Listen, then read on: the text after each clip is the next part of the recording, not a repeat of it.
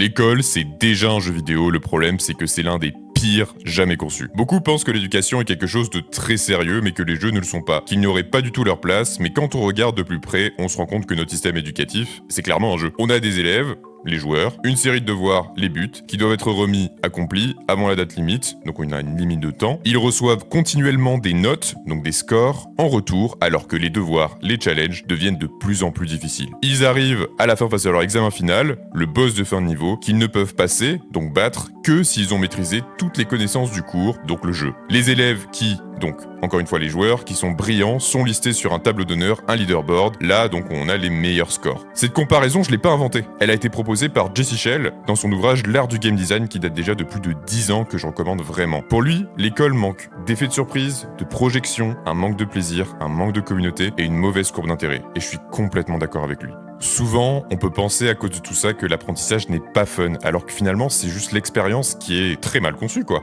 On peut donc se demander maintenant pourquoi il n'y a pas plus de jeux ou de jeux vidéo dans les écoles, et j'en parlerai dans une prochaine vidéo. Voilà, c'était tout pour aujourd'hui, n'hésitez pas à vous abonner si vous aimez ce genre de contenu et je vous dis à plus.